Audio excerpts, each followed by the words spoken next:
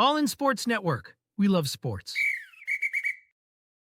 It is Thursday, December 19th, right here on your daily fix for all things Texas Longhorns. I'm Tanner Carlson. That's Jake Jimerson. This is All In Horns, brought to you by Rogue Sports Network. And Jake, we are just a couple days away before the college football playoffs kickoff, and the Texas Longhorns take the field against Clemson at DKR, a sold-out DKR. We are going to be talking about the rampant discussion about the attendance at these college football playoff games and what the atmosphere might feel like at these games.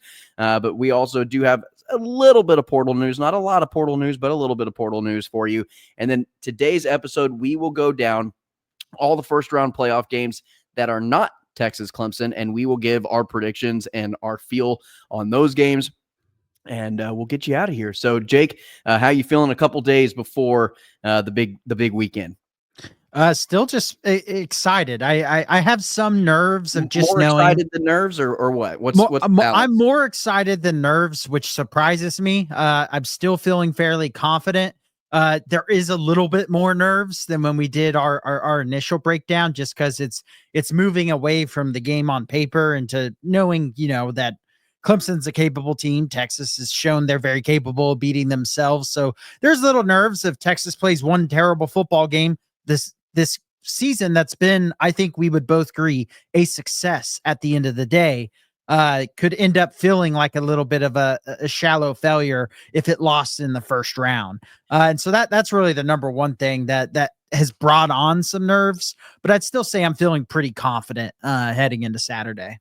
If Texas doesn't get to Oregon in the semifinal round, to me, I do think I would feel disappointed ending the season losing to Clemson or Arizona State. I think it would have a disappointing feel to it outside of first year in the SEC, getting to the SEC championship game, but then coming up short in that game, and then following either this week or the following week against Arizona State, depending on how this game goes, coming out of one of these next two games with a loss and ending your season that way, it would have a very difficult time for me not feeling like we left some food on the plate. Yeah, the way I look at it is if they lost this weekend to Clemson, the season would feel like not a complete failure, but a little bit of a failure. Right. If they lost to Arizona State, I would feel very disappointed. I wouldn't put the word failure in it just because they at least won a playoff game, protected home field.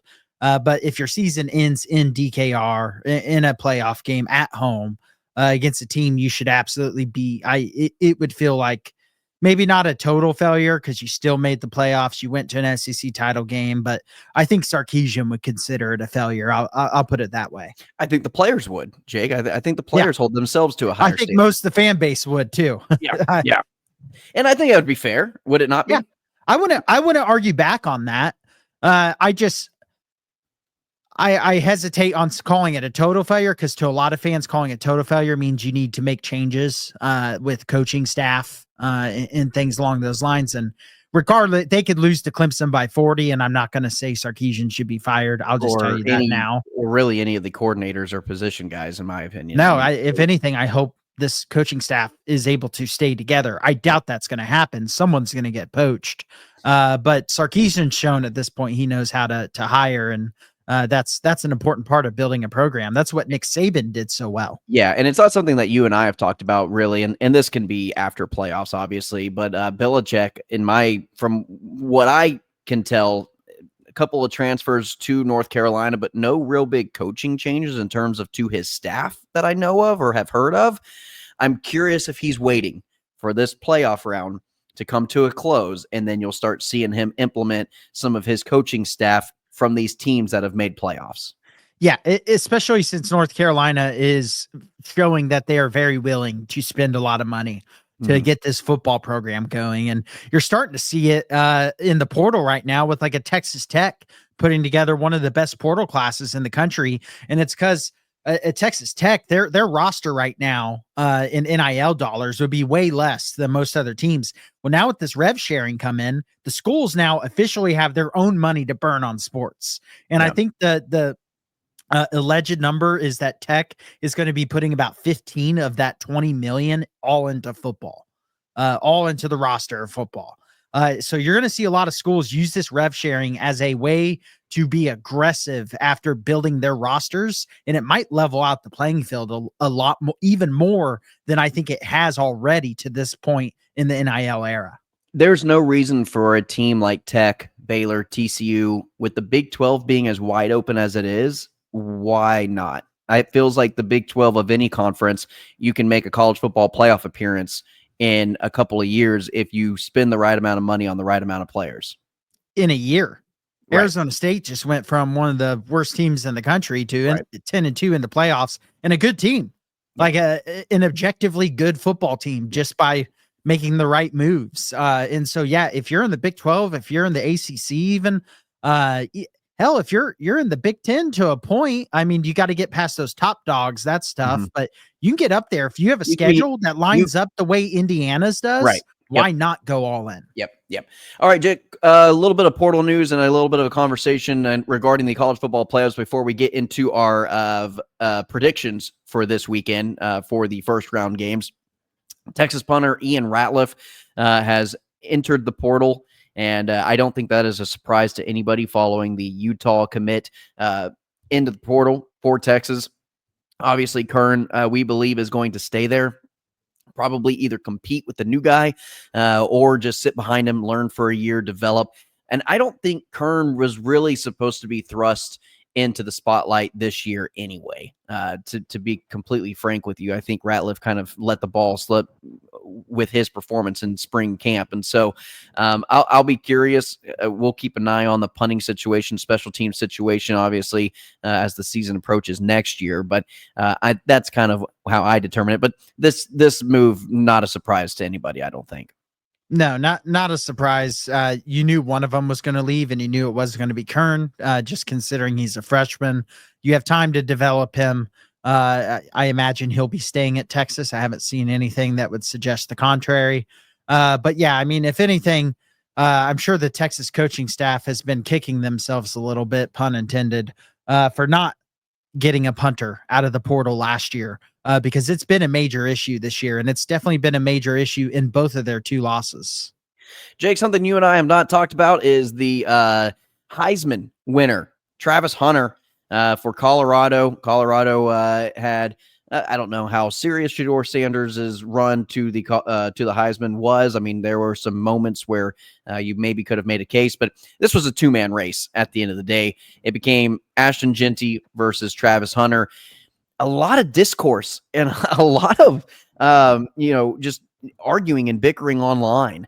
Disrespectful discourse from both sides. And it shouldn't have ever been the case. Like, I don't remember a Heisman race being this contentious between college football fans. And I don't know if it's because there's more betting involved in it and there's more sports gambling involved in it. I don't know what kind of caused the discourse this year. But in my opinion, Jake, personally, first of all, want to go on the record saying the right player won the Heisman. And I'm pretty sure his 6 other awards that he received this year are backup proof to he was the best college football player of the year in Travis Hunter. However, with that being said, wanted to preface that if Ashton Jeanty did win the Heisman, I would probably be saying the exact same thing, saying he was the best college football player this year and deserved winning the Heisman. Yeah, I mean, the thing that drives me nuts about the discourse is you have one side talking about the competition that Jeanty played against, which I don't really care, to be honest. And they're in the playoff. They also played against Oregon and damn near won that game. And he had like 3 touchdowns. And he played very well in that game. Yeah. And then you have the people who are saying Travis Hunter's only in it because he played a lot of snaps, and that acting also like not true. I've seen people are saying he's not even a good wide receiver or a good defensive back. He just plays snaps. And it's like, he had over 1,000 yards receiving, like 9 touchdowns, multiple interceptions. And then they'll be like, well, he gets burnt. And then they talk about last year's game against Stanford. That's like the one argument I've seen. I was like, that has no standing on this year. Yeah. I personally would have voted for Jeanty to win, but it would have been very close. Just like this was the closest the Heisman voting has been that since I can remember. And I think that's why the discourse around it was so toxic to a point, was because this is the most contentious Heisman race we've seen. In almost every other year, you've known who was going to win 3 weeks before the season was over. Yeah. This is the first time I can remember in some time where there's been true argument, especially in where social media has become so big. This is the first time in the social media age to me where it has been such a close race. Last time it was this close, do you think it was the Sam Bradford, Tim Tebow, Colt McCoy year? Yeah, probably before that, the Vince Young year. Yeah, with Matt Leinart, Reggie Bush, Vince Young. Yeah. Yeah. I mean, those are the three races I can think of in our lifetimes that have truly been just neck and neck. You're not really sure who's going to win. There's not an Alabama guy in there or something like that. And maybe you can throw in the Mariota, Winston, Johnny Manziel era of guys. Yeah, Yeah, but the only time it's ever been close is when it's been between QBs. To me, it's different when you have a unique player that plays both sides of the ball and plays both sides of the ball at a really high level. And then a guy who's put up one of the most elite running back years we've seen since Barry Sanders, but he did it on Boise State. You have one guy in Colorado, one guy in Boise State. You don't have Alabama and Ohio State and Oklahoma, Texas. Yeah. You don't have any of those brand names in there. You don't have the best quarterback on the best team this year. No, there isn't the only quarterback who was capable of winning the Heisman this year, in my opinion, would have been Cam Ward. Correct. Or Miami didn't have the Dylan Gabriel could have, but to me, that would, I don't know. You're disqualified once you're in your 8th year of college, in my opinion. When you should be in the NFL. You should be in the NFL or selling cars. One of the two. You probably shouldn't be in the Heisman race. I know I kind of gave a political answer to start this thing off, but me personally, if I had a Heisman vote, I would have voted Travis Hunter, to be completely honest with you. And it shows you how close it is. You would have voted Hunter, I would have voted Ginty, but I'm not saying Hunter was the wrong pick either. Just like you wouldn't have said Ginty was the wrong pick. Absolutely not. And I have said, for one, now his record still stands, by the way, but I said there's not going to be a running back in this day and age that is going to beat Barry Sanders's single season rushing title.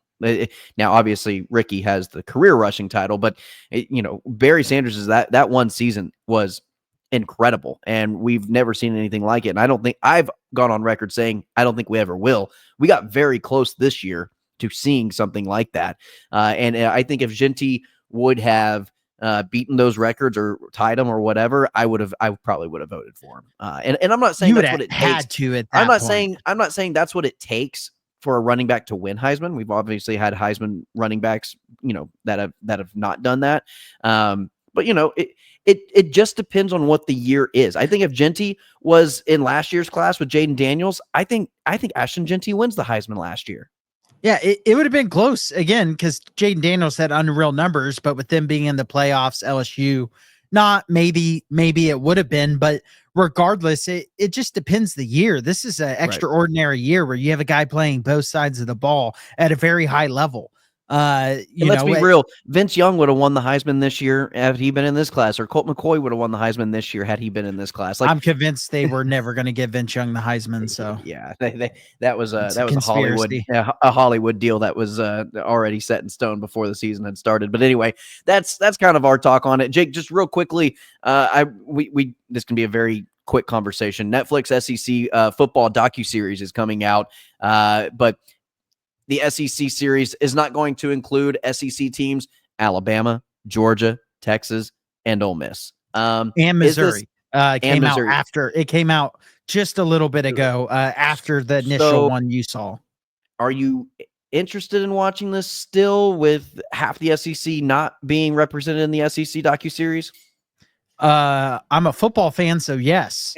This could be just about Arkansas Pine Bluff, OU's new pipeline through the transfer portal, by the way. And I would watch every second of it.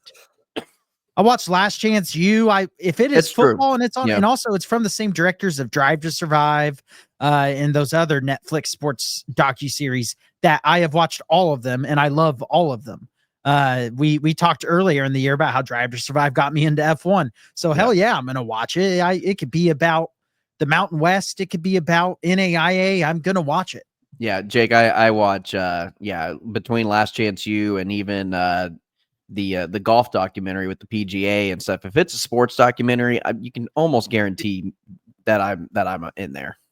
Dude, I've seen Friday Night Tykes or whatever it's called. The show about the Pee Wee football. That show's actually electric. That show is incredible. Actually, I miss that show. Bring that show back. It's kind of disturbing that there are coaches out there that are treating their kids like that, but it is awesome. It's an incredible show. So, Jake, big talk of the college football playoffs coming into this weekend is attendance and kind of the vibe and the feel of what these games are going to be like. I'm going to set the scene. You give me your opinion. Based on reports and things that I have heard on other college football podcasts and interviews and reading articles, is that the NCAA is kind of making this a home game, and I put those in quotations for anybody that is listening to the podcast and not watching on YouTube. That this is going to kind of be a neutral-sided feel in terms of both teams get their home intros onto the field. They're kind of making sure that enough away fans have tickets to attend some of these games. They're making sure that there's not, as many like the ones controlling the atmosphere. You know how Texas has the DJ and Texas has the let's get loud and all the extra home field advantages. The NCAA is stepping in and having their own people control those types of things and the environment of these games.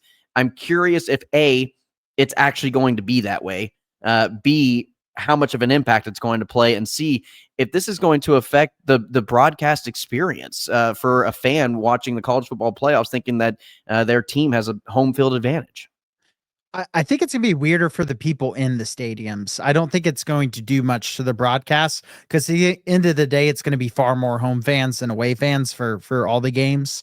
And to me, from what I've heard and what Chris Del Conte tweeted out earlier this week, was most of it's still going to just be a Texas game day. There's just a couple tweaks the playoffs are making. The main thing being the entrance video for the team. But it sounds like everything else is going to stay relatively the same. Texas is doing a drone show. Lost They're Jake. going to. He's loading. We'll see if he comes back. But I do find you back. We got you. I never showed gone on my end. Oh, That's yeah, weird. you disappeared. Now you came back. So Texas is having a drone show and all that stuff still. So I think most of it's still going to feel like a regular home game. I know Ohio State's going to have their first drone show of the year because they've been a noon game every game. Yeah. And so they've got the red lights and all the things. So I think the Ohio weirdest State's thing is going to ready be the entrance video, but I think everything else is going to feel like a home game for the team, other than there's going to be more visitor fans than there normally would be, as there should be. It's a playoff game. And Jake, do you think that Christmas or any of the outside factors are going to play a role in the atmosphere in these games? This is where I wanted to have this conversation, and we can keep it brief. The resale value of these tickets are a fraction of what they've been for regular season games for all the teams, other than maybe Notre Dame. These tickets are way cheaper than every home game I looked at going to this season, other than a UL Monroe and a UTSA. The Ohio State tickets are super cheap. You have Tennessee fans saying they're going to take over the stadium because it's a fourth of the price to go to that game as it would be for just a regular home game at Neyland Stadium. Mm-hmm. And so I think there's going to be a lot of road fans for these games because resale values are low. And I think there's a small chance there could be empty seats. Not a ton, but you may see some little empty spots in the higher decks in some of these games because some people just aren't going to be willing to dish out the money to do this a week before Christmas. Also, a lot of people are going, I want to go to the quarterfinal game. I want to go to the semifinal game. Yeah. I don't have unlimited money. And so they got to make decisions. So, and if you're a Texas fan or a Penn State fan, you're thinking, well, surely we can take care of business this round. And if I want to go see Texas play Oregon, I'm not going to be able to afford to go to both, whether that be Arizona State or Clemson. I want to save my money if that happens for Oregon, and I probably get a little bit more time to catch up on my finances by that point in time. Yeah. So for students, it's winter break. So what are the student sections going to look like? I think for Texas, I can only speak on Texas because I'm sure Penn State, I'm sure Ohio State's the same way. I would think Texas students will show up for this game. I mean, this is a big game, and I'm pretty sure I know Texas is a big university, and there's there's students from all over the country, and there's players all over the world, and all this, that, and the other. I would think there would be enough students who stayed on campus for this game specifically, and then we'll be going home following the game. I hope so, because Texas needs it to be a good environment in this game. It is sold out. They have announced that the game is sold out. Well, whatever that means.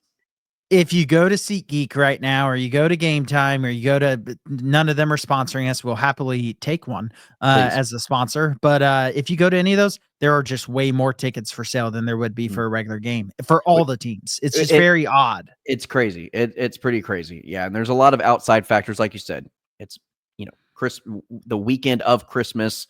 A lot of people are traveling to see families and things like that. And when we say cheaper, it's still a couple $100 to go. I mean, we're not saying they're $80 a pop, because I'd be at the game if that was the case.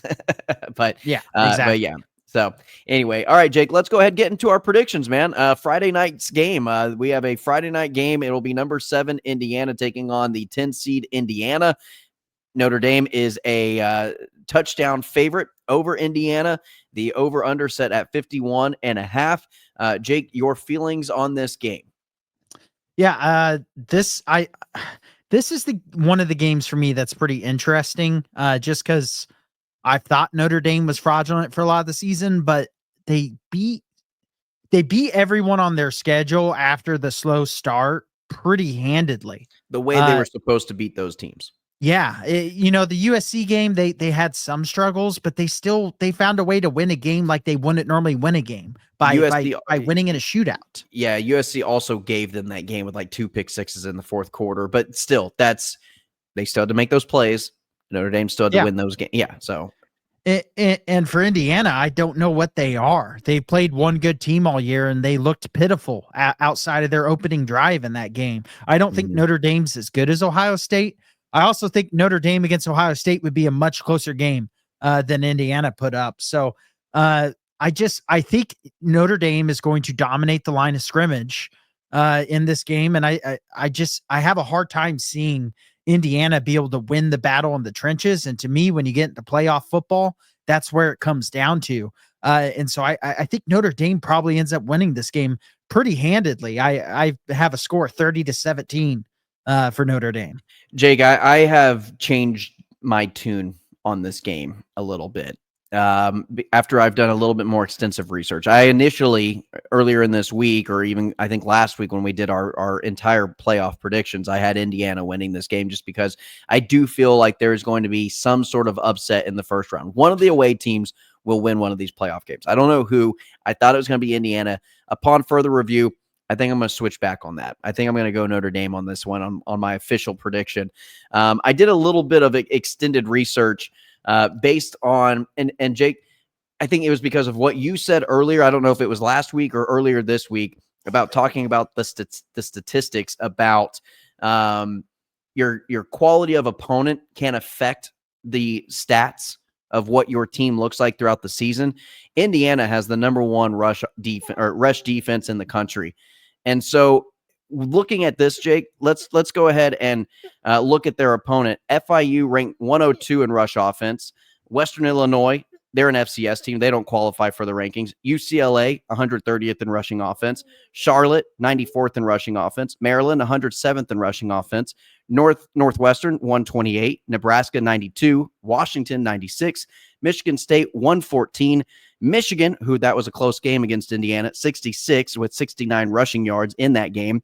Ohio State, which they got blown out in, they're the 52nd ranked team in the country in terms of rushing offense. They had 115 rushing yards against Indiana, which was the season high.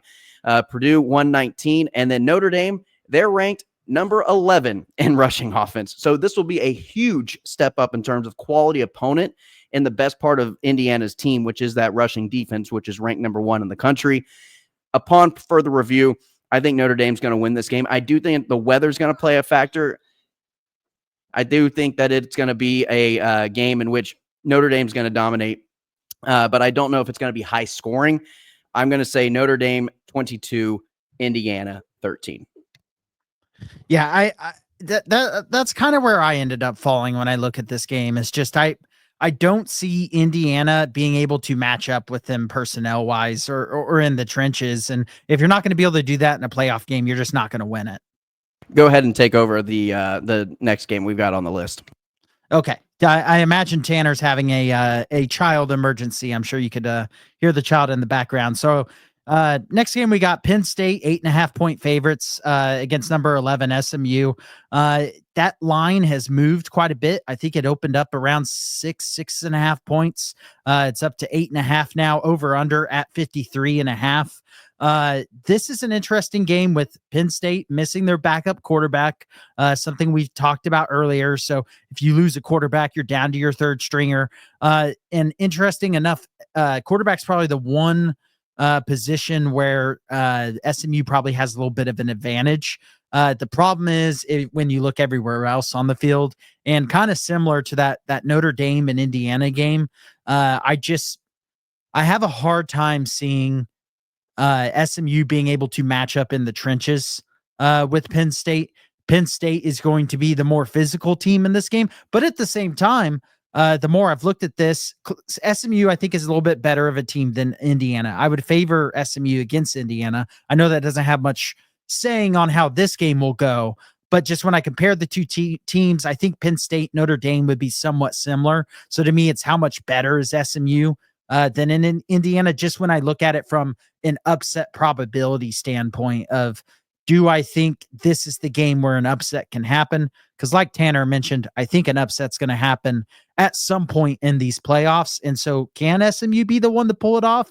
This is one of the ones where I've ended up thinking it might be one of the closer games. Not because I think SMU is that much worse of a team than, or that much close to being a good team to Penn State, but because I think Penn State can dominate certain areas in this game. But I think when you have a significant quarterback advantage, which I think SMU does, I think they're going to find a way to make this game close. I think SMU did a good job of adjusting to Clemson in that game. They started really slow. I think they had to get used to playing a higher caliber team. I don't think Penn State is that much better than Clemson, to be quite honest. And so I think SMU is going to be a little more prepared coming out for this game. I think they're going to be a little more prepared for the speed of the game. I think they're going to be a little bit more prepared for the physicality that Penn State will bring, but I don't think it'll be enough. Yeah. But I think they're going to come close. I have Penn State winning this 34-28. I could see it being a 34-31 game. I just didn't want to pick the same score that SMU just lost by. But I do think SMU will cover the spread. And I do like the over. That said, if it ends up being a snow game, just adjust my score down and pick the under, but still same point spread type of deal. Yeah, and I caught the majority of that, I think, or enough of it to kind of get where you went. I rambled for a little bit because I wasn't sure how long you were going to be gone. Yeah, no, it was just a quick potty emergency for my 3-year-old. So anyway, she is in bed now. She's good to go. No, a crisis averted for anybody who cares. But yeah, I do think that the quarterback advantage with Kevin Jenkins will play a factor in terms of the ability for SMU to stay in this game. Now, we've seen good playoff performances by teams that are underdogs. TCU with Michigan, nobody really gave them an opportunity, and they played really well. We've seen these teams step up and kind of prove some people wrong. We've also seen some really bad blowouts in the college football playoffs before, too. And so I think if any game is going to be a blowout, I think this one probably has the most potential to be a blowout. However, with that being said, I think SMU matches up speed-wise similar to how Oregon's offense matched up against Penn State's defense in the Big Ten championship game. So what's going to be the factor there? Is SMU's speed going to hurt Penn State's defense and they're not going to be able to keep up? Or is the pure strength, size, and power of Penn State's defense going to overwhelm SMU's offense. I think that's going to be a big tell in this game of how this one's going to turn out. So me personally, I've got Penn State winning 31-14. I do think that the weather is going to play a factor, and I think Penn State's going to be able to outmuscle and just out-physicalize themselves over SMU. Yeah, see, I think Penn State's going to out-physical them with their offense against SMU's defense, which is why I have it being such a high-scoring game. But your point is exactly what I think with SMU's offense. I think they're going to be able to give Penn State all sorts of problems with their offense. And that could end up being completely wrong because Penn State is a capable defense, but they've also shown they're not the level of some of these Penn State defenses of the past few years. They are capable of giving up a lot of points and a lot of yards. They're not even the defense that people think they are this year, in my opinion. Yeah, I don't think so. I think the Oregon game, the only thing that surprised me about the Oregon-Penn State game was that Penn State was able to put up as much points as they score did. with Oregon. That was the more surprising thing than anything. Which made me start to doubt Oregon's defense too. I think the only defense I'm relatively sure of in the Big Ten is Ohio State's. They had one bad game, and I just think Oregon's offense is that good. They're gonna. I mean, if they play Texas, they're probably gonna put up over 30 points. Texas would have to score points in that game. So I think the only defense in the Big Ten, I other than maybe a Michigan, but they're so flawed on the offensive side of the ball, it doesn't matter. Is Ohio State to me is the only legit defense, which is weird for the Big Ten. That's normally a more defensive heavy conference. And skipping the Saturday afternoon game, which is Texas Clemson, we'll talk about that in tomorrow's episode. We are going to skip right ahead to the first primetime game for the Ohio State Buckeyes this season, the 7:00 kickoff game for the 8-9 seeded game between Ohio State and Tennessee. It's a 7.5-point favorite over Tennessee, or Texas Junior, however you want to say it, UT Junior. But 45.5-point over-under in this game. To me, Jake, this one really falls on, and I know we've talked about it in the other games, but this one I think is a much more, it's definitely a closer matchup without a doubt. And so I think this one is going to be determined in the trenches when it involves the running game. Tennessee is the number 5 running offense in the country. They've got 45 rushing attempts per game. So they run the ball, and they run the ball a lot. They are number 10 in the country in rush yards per game, and they're averaging about 226 yards per game. Ohio State is the number 6 team in the country with rush yards allowed defensively, only allowing 97 per game, and they're number 5 in per attempt with only about 2.9 yards allowed per carry for opposing running backs. Something's got to give here, in my opinion. Now, on the flip side, Ohio State's very pedestrian, and Tennessee's rush defense is much better. They're number 8 in the country in terms of rushing yards allowed per carry. And so if you want to look at each team's advantage, I think Tennessee is actually the more complete team. They have a freshman quarterback who is not accustomed to these types of games.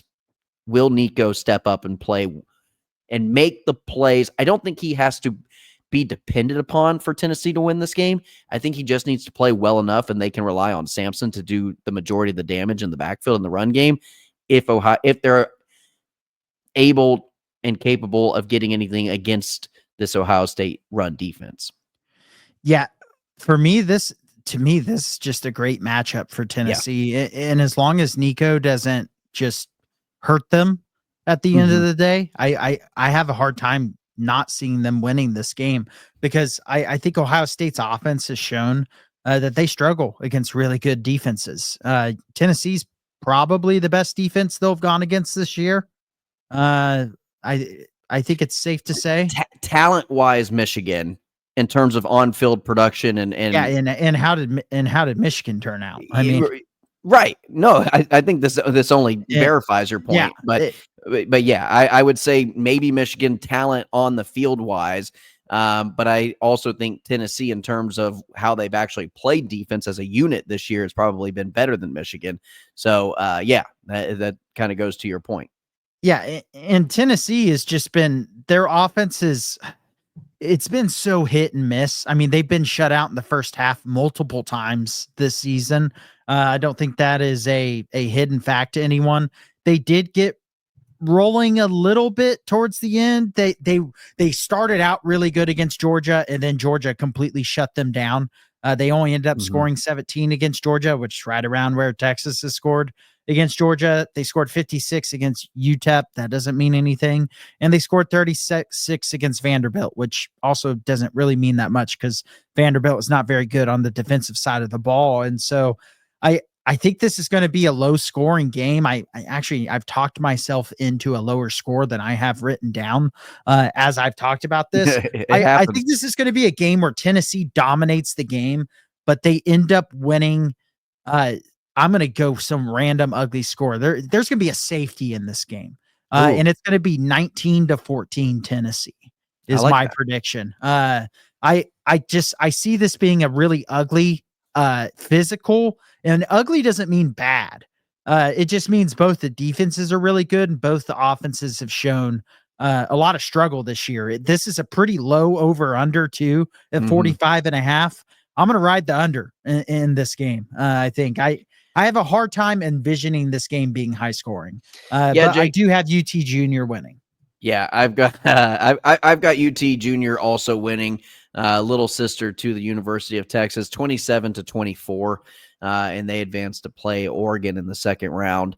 I think that's also going to be a very fun matchup. I would like to see a new matchup between Tennessee and Oregon more so than I'd like to see a rematch of Ohio State and Oregon. However, that was probably one of the games of the year.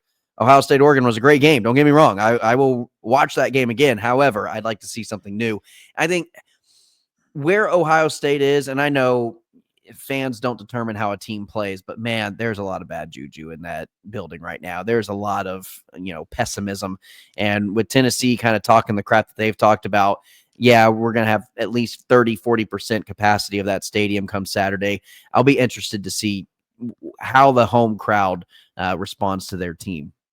Yeah, and how much of the home crowd is there? Ohio State fan there. I mean, there's a lot of that fan base that legitimately does not care that they made the playoff and don't even want to win in the playoffs. No. They would rather Tennessee win this game so they can fire Ryan Day is kind of the consensus around that fan base. I don't know how many logical fans that is, but they're the loudest ones. Yeah, just like if you look at Ohio State fan would look at Texas Twitter and be like, wow, a lot of them want to fire Sarkisian after they lose to Georgia. It's like, well, those are the ones we see from your fan base as well, because every fan base has those fans. But I mean, it's hard for me to really want to see Ohio State go very far when, to me, they just showed they're the same thing they've been, but probably worse with that game against Michigan. Because these Michigan teams they lost to in the previous years were really, really good Michigan teams.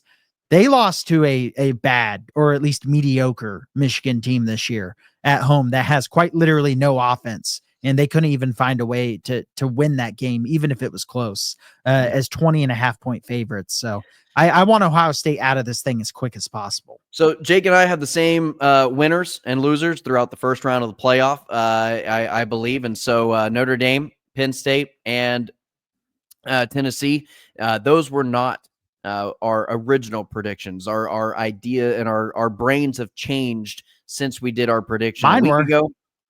You stayed consistent. I had Tennessee in the semifinal. Yeah, I had Ohio State and I had Indiana winning the games a week ago whenever we did our prediction episode. And so I think it's okay. You're subject to change. These are not, you can change your prediction up until kickoff. After that, it's final. It's locked in. It's like a fantasy lineup. Once kickoff is, all right, final prediction is in. So I'm going to hit the buzzer. That's it. That's going to do it for this episode, Jake. Thank you, everybody, for listening. We appreciate the like, shares, and the subscribes. We have grown exponentially just this week alone ahead of the college football playoffs and going into the Texas Clemson game. We appreciate it. Please keep spreading the word. Like, share, subscribe. These episodes released Tuesday through Friday at noon. And then on Saturday, we will give our immediate reaction following the Texas Clemson game.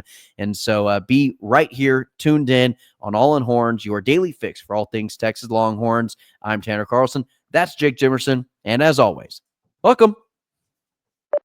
All in Sports Network. We love sports.